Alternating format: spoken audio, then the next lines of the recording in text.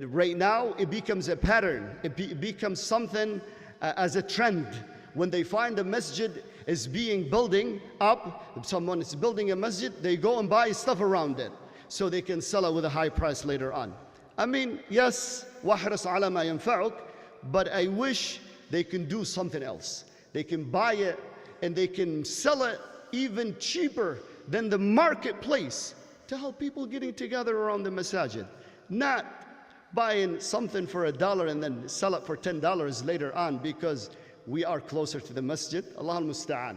But this is really beautiful feelings when you see people getting together or gathering around the masajid. So people will find it easy for them to come to the salah, to attend durus, even for their kids to be around the masajid, the good people, the righteous, so on and so forth. Because the Prophet Muhammad ﷺ was super clear with someone who is not getting together with the jama'ah is in danger, because the shaitan will be even closer to